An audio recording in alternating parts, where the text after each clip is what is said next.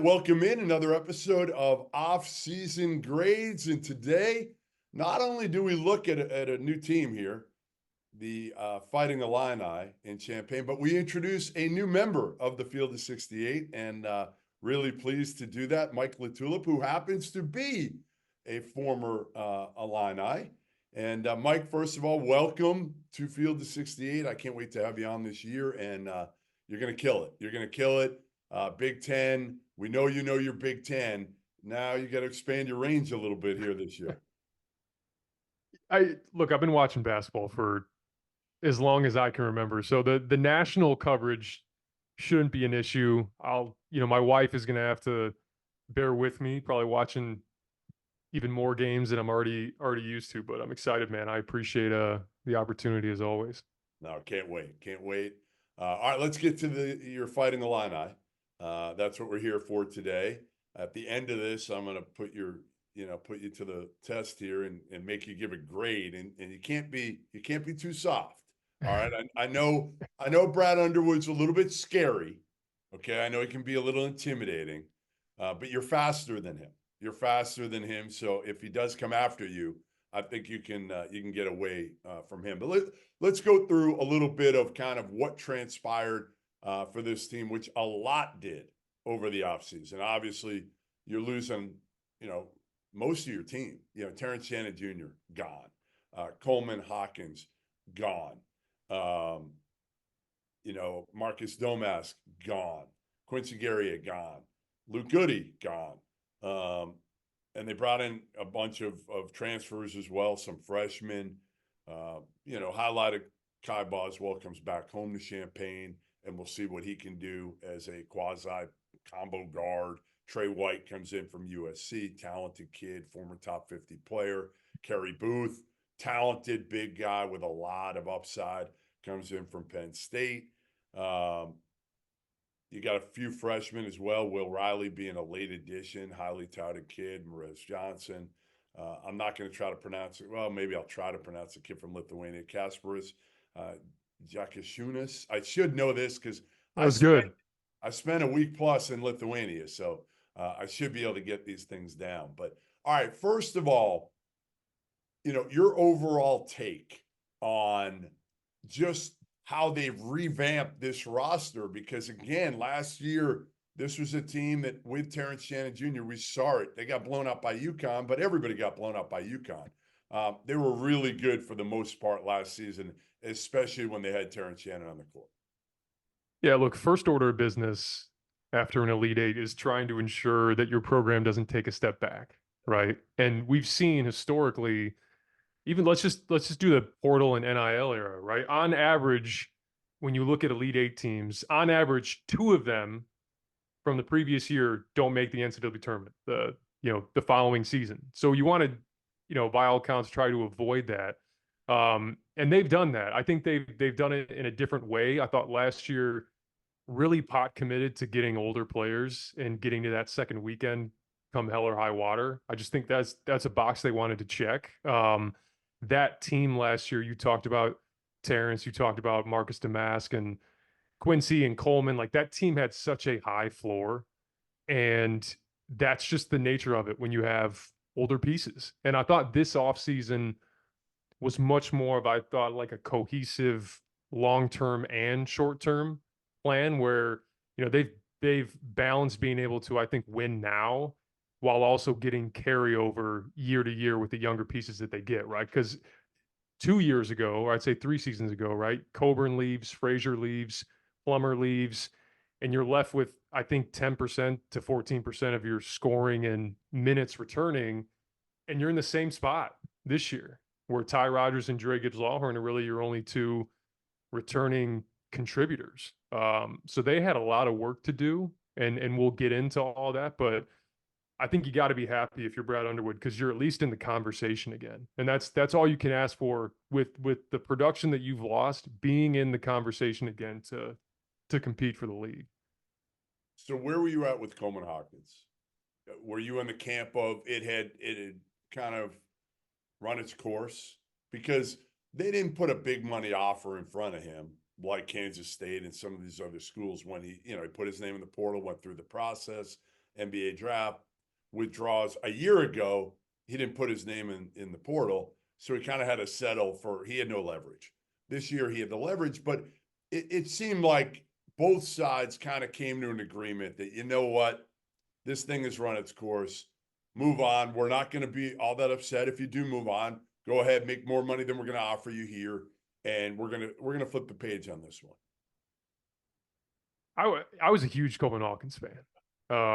Over the years, you started to really fall in love with not only the what you could do offensively with him as a hub and playing through him a little bit as a kind of a 5-out spacer. He became a spacer there in his last season, but his versatility defensively, and when you look at the defensive metrics last year, they didn't look great, but he was out of position, right? What they wanted to do offensively, they sacrificed a little bit defensively to be able to play that way. And I thought by the end of it, and he had some things he said after the UConn game that really made it seem like it was his last game. And, him going and playing for another school, I thought last year was your extra year of Coleman Hawkins. Because 2 years ago, you remember, like, he goes to the combine, he was 50-50-ish, right? It came all the way down to the deadline day with both him and Terrence. So you're straddling, okay, are we going to get two of our cornerstones back, or are we going to have to really rely on some new pieces? And I thought Coleman coming back last year felt like the added year. And anything beyond that, I thought maybe would have been a little bit redundant. When you talk about wanting to progress forward and you think about Kerry Booth and some of these other guys you bring in, like they're gonna have to get a little bit of time. And Coleman's such a good player and so indisposable in some ways. He ain't coming off the court. And this was also an opportunity for him to take advantage of the market. And that's for as much as I think Coleman was lauded over the 4 years at Illinois of being like, hey, this is what it should look like. He didn't play much his freshman year, and he was a great case for transferring. Like a lot of guys in his position, because Kofi returned too. Like, it's not like Kofi was leaving after his freshman year and minutes opened up. Kofi was coming back. And so, for him to stick it out for 4 years and become a real program guy and have a really big impact on that culture, I think he earned the right to test the market. And, I think, Jeff, I mean, Kansas State, market-wise, right, they got a lot to work with. And that's not saying that Illinois doesn't. It's just where you kind of want to allocate those resources as you build long-term. So I'm excited for him. Coleman Hawkins will always have a fan in me. And I'm excited to see what he does at Kansas State, because I think they got a pretty unique situation there too. No, that kid grew on me. He was at times tough to watch because he would talk shit when, you were like, all right, you might. But man, I love Coleman Hawkins. I got a chance to really know him off the court this year. And I did, a long interview with him a couple months ago, and just blown away by how smart he is. Like, he is just, and we talked about that, the perception of him and how it doesn't match up to the reality. But again, he's got to take some accountability for that too, because there are certainly times on the court where you're looking at him and like, Coleman, not now. Yeah. You can rein it in a little bit. But again, he's fiery, and I think the one thing that I grew to appreciate about him, because you see, there's other players around the country where you wish you could kind of kick them in the butt a little bit, get them going. Coleman gives a shit. Yes, he always has. And that's why I never really had an issue. Sometimes, there were some inopportunistic texts that he got in certain situations, but I'd always rather have it similar to Draymond, right? Like, I'd always rather have it from a place of care, and not just someone who doesn't care about the team or doesn't care about the product that they're putting out. I mean, and look, that Penn State game, Coleman collapsed at the end of the game. The missed free throws, the busted switch at the end, and in classic Coleman fashion, they come out to that Iowa game next, and he drops 30. So he proved it over the years that although he was fiery and although he wore his emotions on his sleeves, like, he always channeled it, I thought, in the right way. All right, let's flip it forward because that's what everybody wants to know here. This team this year, what can we expect? So let's start with the point guard position and the guard position overall. And again, I want to get your thoughts to start on the one holdover in Ty Rodgers, who has taken a lot of criticism because he's not a point guard. He's really not a point guard, right? But they were forced to kind of, I mean, a year ago, Brad was trying to tell me he's going to be their point guard. And I'm looking at him like, come on, man. Like, it doesn't take a genius to figure out Ty Rodgers isn't really a point guard and isn't much of a shooter. Like, he's a great, tough dude who, again, to me, you bring off the bench and he can guard anybody. And he got better. He got better at making people better and making the right decisions. And I thought he was a little bit better as a shooter than I thought he'd be last year. But what's your take on Ty Rodgers and how to best utilize him? Well, that evolved over last year. I think he was advertised as a point guard because of like process of elimination. It's like, well, he's not a wing, right? He's obviously not a, post player. So we're going to call him a point guard because when you have the inability to spread the floor and shoot the ball, well, we're just going to keep you on the ball so that you can make decisions so we don't have to worry about the spacing. And so I thought they did such a good job last year where he was handling it in the beginning of the year. And he still was a secondary ball handler. If they need to beat the press against Rutgers or, beat the token 2-2-1, he could do it. But then you go and see them play in Columbus last year and you're like, they're playing him to 5. And they're running him up and they're setting high ball screens and Felix Akpar is guarding him and they're having a really hard time squaring him back up when he gets that pocket pass on the roll or in the short roll, having him operate in a 4-on-3 situation. They did Ty Rodgers a lot of favors last year, which is awesome. But now comes that third year. Like what jump are you making? And for Ty, regardless of whether or not he becomes like a 14, 12 point per game guy, he's always going to be a good culture piece for them. That's why him coming back was so important, because as you add all this talent, Will Riley, Kasparis, Yakachunas, Trey White, you're going to need a guy like Ty Rodgers who, if there's a situation where he comes off the bench this year, which I think is likely, that he doesn't have an issue with it. And Ty's that type of guy. So they're working on his jump shot, right? I think he won't take 0 threes this year. I'll say that. But for a lot of guys who are just now starting to shoot the basketball at the college level, a lot's going to be predicated on how those first few go. Because if he starts 0 for 6, you start getting a little bit of gun shy. But his defensive versatility, his ability, like I said, to be a secondary ball handler, and his activity on the glass, I thought was what was so huge for the Illinois team. And definitely this year as well, where you're looking to see where you get some of that rebounding from. Ty Rodgers can provide that. So whether or not it's 15 minutes, 25 minutes, I think there's comfort in knowing exactly what you're going to get from Ty Rodgers.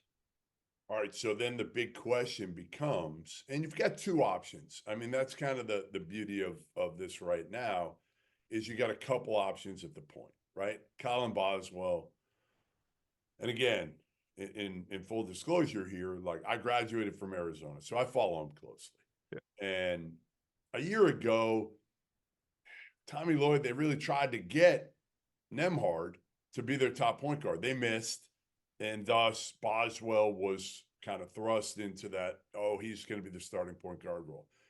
I was at the game at Duke. He was the best player on the floor. Best player on the floor in that game. And I'm thinking to myself, this dude's going to be a top 5 point guard in the country the way he's playing right now. Tough as shit, made the right decisions, made shots, but didn't force things.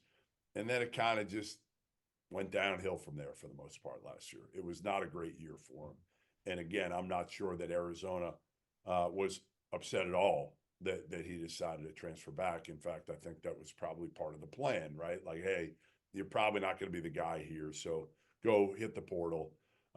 Well, they're not completely relying on him because of the kid from Lithuania, from Kasparis. I'm not going to do it again. I'm not going to keep pronouncing it. You got it down. You've got it down pat already, so I'll let you do it. But I've had to evolve. I've had to grow with it.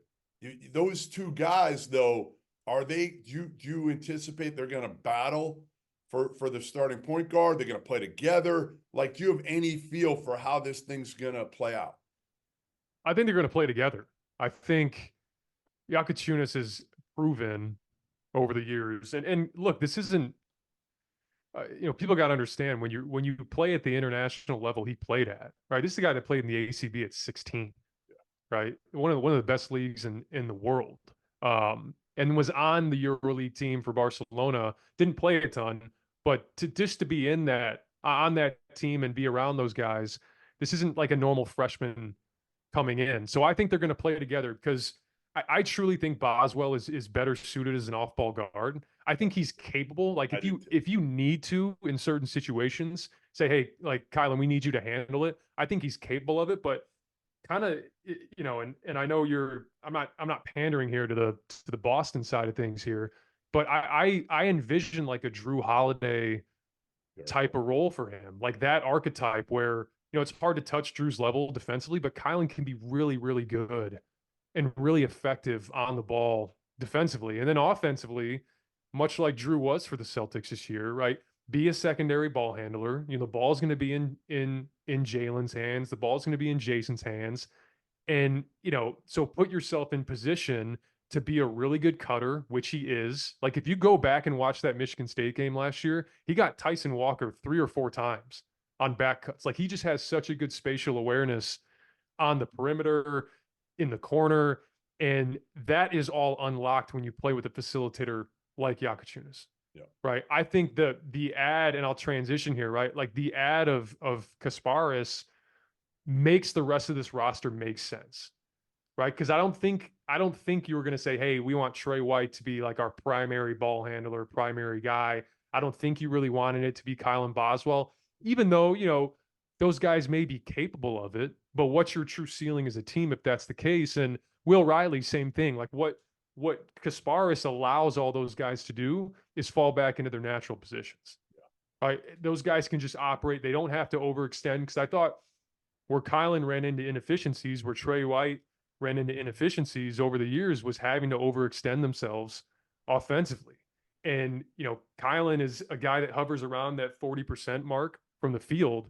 And part of that is because you watch him shoot these 18, 19 footers, step backs off of 1 foot, turnarounds, like tough shots to where, man, you can just be really efficient as a cutter, as a catch and shoot guy, straight line drive. And Kasparis allows them to do all that. He puts that roster together because I think he committed maybe in May.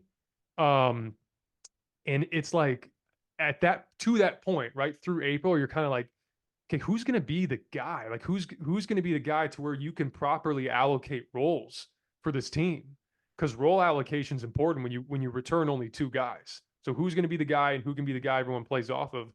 I think that's Yakachunas, but I think him and Boswell, I think they both start, and I think they play together in that backcourt. Whether you are a world-class athlete or a podcaster like me, we all understand the importance of mental and physical well-being and proper recovery for top-notch performance. After a 6-month season loaded with cross-country travel, I can promise you that proper recovery is a priority for me these days. That's why I'm excited that Unified Healing is sponsoring this episode of The Field of 68. Unified Healing is a new and super innovative global network of wellness centers powered by Energy Enhancement System, or the EE system. If you haven't heard of the EE system yet, you'll want to listen up. This technology promotes wellness, deep relaxation, purification, and rejuvenation.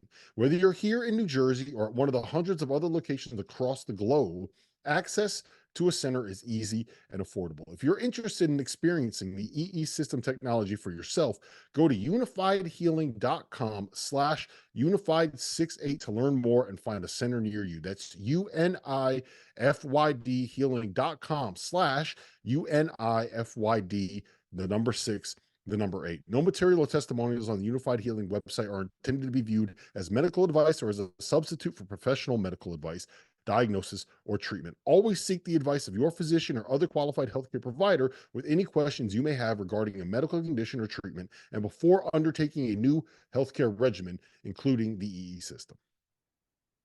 Yeah, listen, I'm with you, and again, a lot's going to depend on how good Kasparis is, right? I mean, obviously he's got a lot of hype coming in, you know, a big point, who can go along with Boswell, who's, you know, not as long, but built big, right? 6'2", but a man, looks like a man.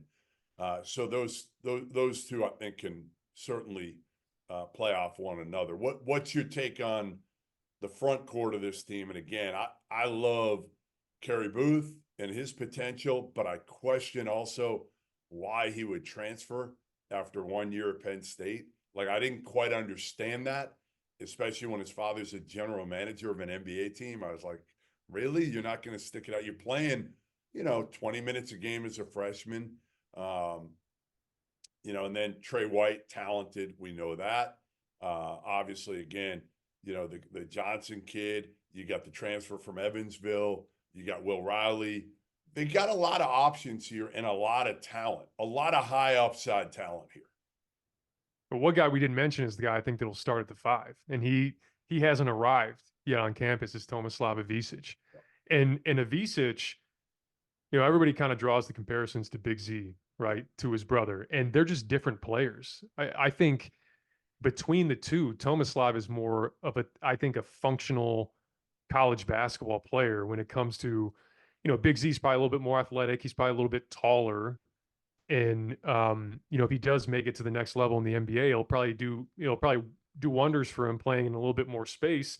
But Tomislav, when you talk about just like a true five man that has the ability to play on the block, right? And you can play off of him because he's such a good passer. I mean, you know, out in Croatia, I mean, they were running split actions. They were doing a lot of different things with him, and he can step out. He shot 42% from 3 this year. And then compared to last year, where the interior defense for Illinois was so bad because you had to have Coleman playing the 5 to do what you did offensively.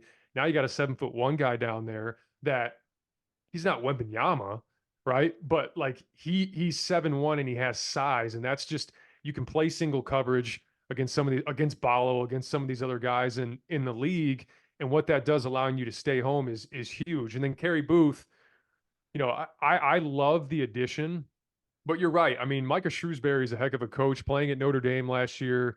You know, he kind of ran and kind of stood in the corner and didn't do a whole lot for them. But I like the fact that he was a freshman, had the ball in his hands a little bit, played 32 games and had only 27 turnovers. Like that's pretty impressive for a guy that still tries to do things off the bounce, but is still early in his career. And again, we just talked about Yakashunas. That's a guy that's going to be really good for Kerry Booth, because again, it allows him to develop in kind of an incubated setting where it's like, hey, we don't have to overextend Kerry Booth.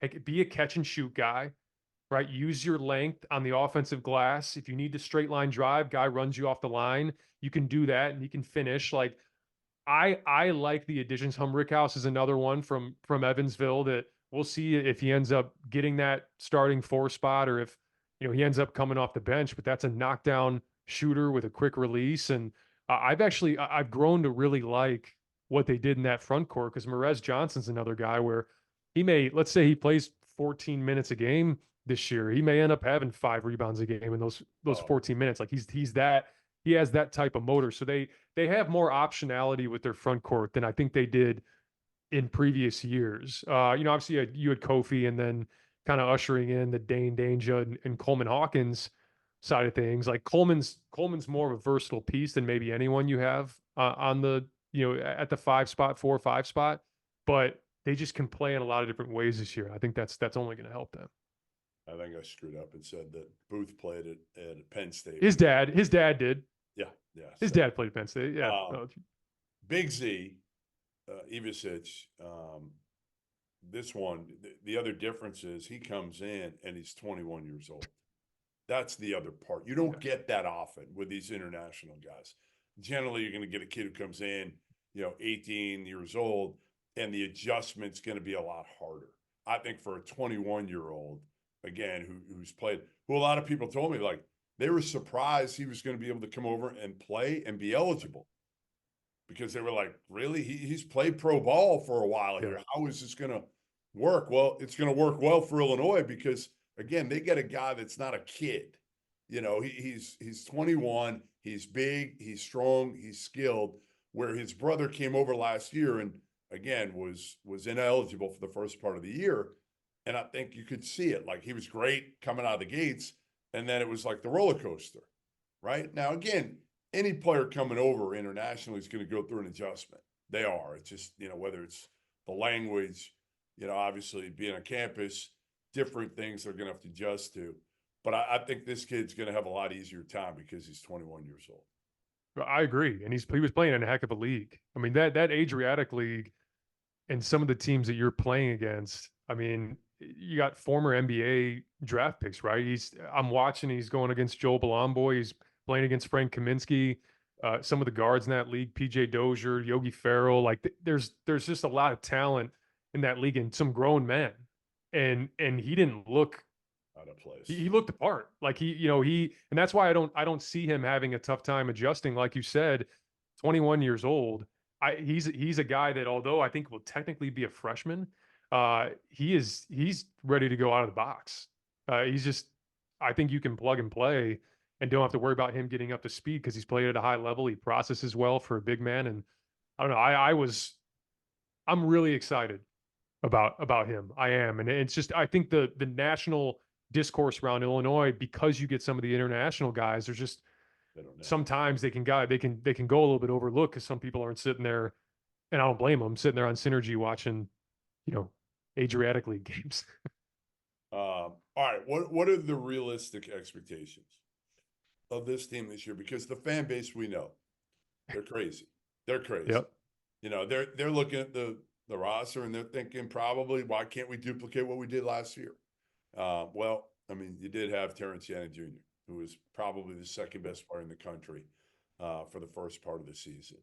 And obviously, you commend him for, how he was able to handle everything. And I'm glad everything worked out for him because I think he's such a good kid. And it was hard before we get to expectations. I just want to say this, like how hard it was as a journalist to cover that situation, because I've always kind of learned that when there are allegations, I pretty much ignore it. Any allegations, I ignore now.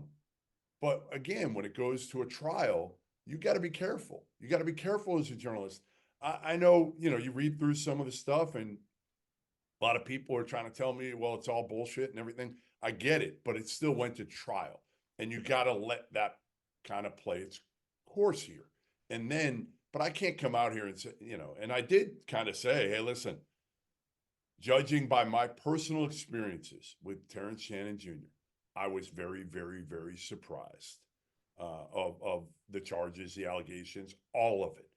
I just think he's one of the sweetest kids I've ever been around. And I've been around his mom and his family and seen him with a lot of women in his life. He's got a lot of women in his life. And I was just shocked. So anyway, let's move forward. That's just me saying my piece to Illinois fans that might have been upset at us on the field of 68 for not going to bat for Terrence Shannon Jr. Again, if it was allegations, it's one thing. But when charges are filed and it's going to a jury and a trial, you got to let it kind of take its course. And I'm glad it all worked out for Terrence because, again, I think he's one of the sweetest, best kids I've ever met doing this. And I'm happy he's doing well already in the NBA. All right, expectations. Give me your realistic expectations. Yeah, I mean, I think this team compared to last year's team, I mentioned the higher floor for last year's team. That team last year was more ready out of the gates, and I think this team will be. This team has a really high ceiling, and what they're up against right now is the fact that when you go get international players, and even Will Riley, I'll even throw into that. There's a staggered arrival to campus, right? You get some guys showing up in May, some guys showing up in June.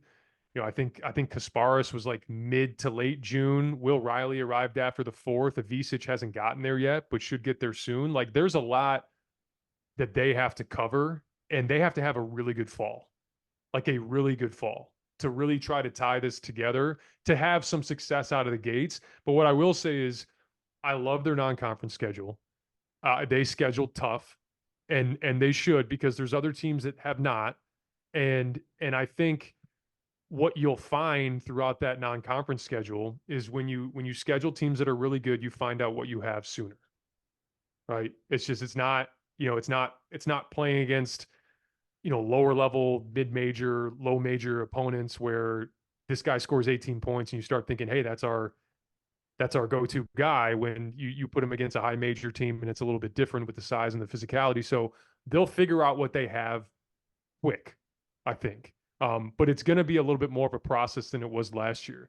But as it comes to expectations, like, I still, with the talent level on this team and whether or not they can pull it together is what it's all going to come down to. But they're in the contending for the Big Ten title conversation. I think it's four teams. I think it's Illinois, I think it's Indiana, I think it's Purdue, and I think it's Oregon.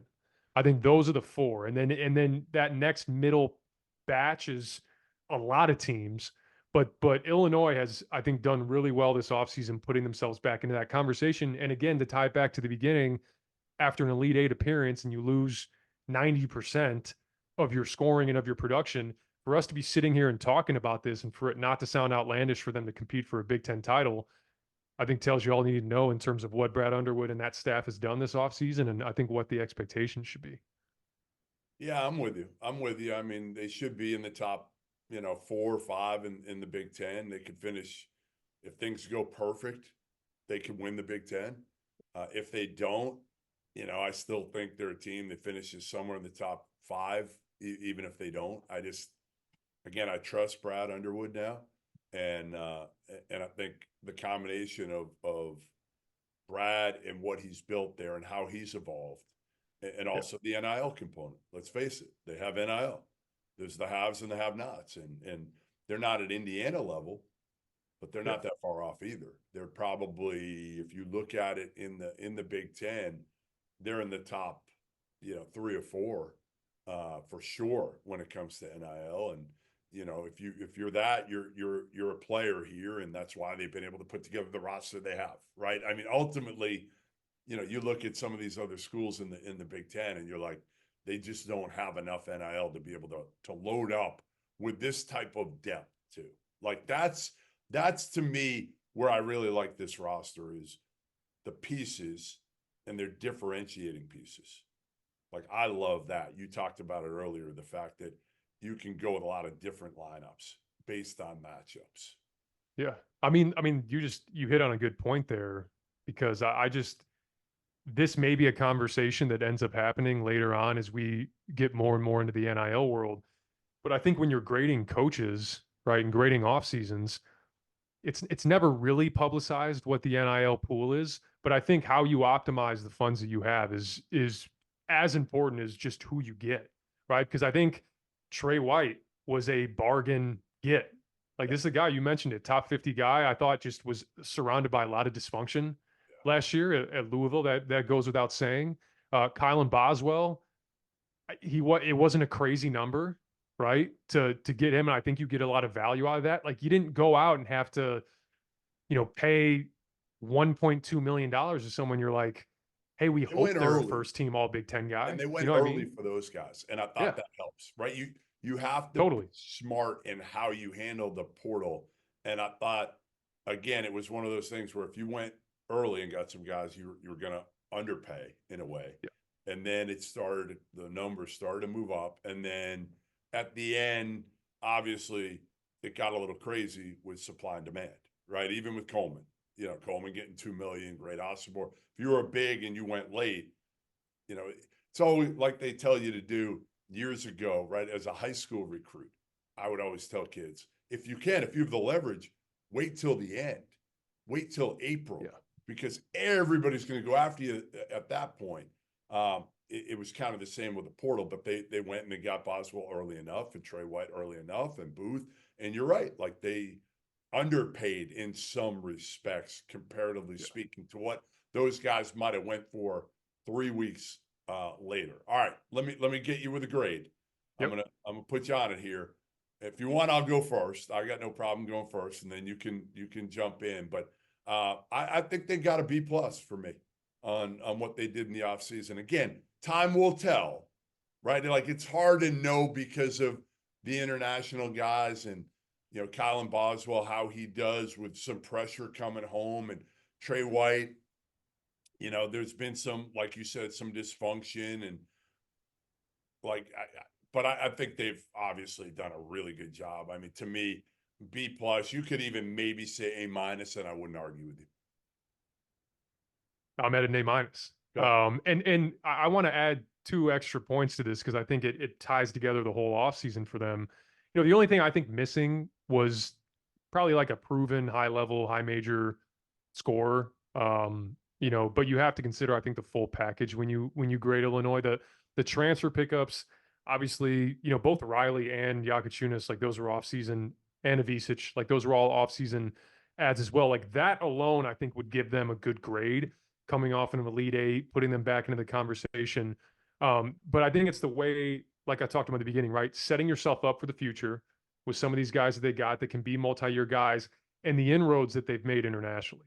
Because when we've seen schools like Gonzaga and Arizona that really get that pipeline going, whether it's Canada, whether it's Europe, I mean, you know, Rui Hachimura, like, I mean, there's all sorts of guys that they've been able to get, and it helps you sustain success because you're drawing from a larger pool. And that brings me to my final point here on why they have an A-, because I consider this to be an off-season addition as well.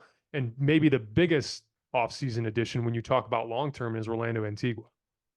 Like his ability to come in, the connections he has in different corners of the basketball world, and the relationships he has both here and abroad. I know he was instrumental in getting Avicic, right? And in getting, you know, in Will Riley, right? All these guys that they brought in that make Illinois, I think, a team that can contend for the league. So all that kind of baked in is why I landed on A-. Beyond just the transfer pickups, there's a couple other things at play as well. All right, there you have it. Mike LaTulip with his debut, his official debut for Field of 68, breaking down his Illini offseason grades. I give him a B+, and Mike with the A-. Hopefully you're a little tougher on your Illini when the season gets going. You may not need to be. You may not need to be. We'll see. They've made it hard for me to be tough on them over the years, but I will say I try to remain as fair as I can. Yes, objectivity. Try to do the best you can. Make sure you tune in. All of our off-season grades. We got the Illini here, but we're doing about 45 other teams as well in the Field of 68. So thanks for joining us, and we'll see you soon.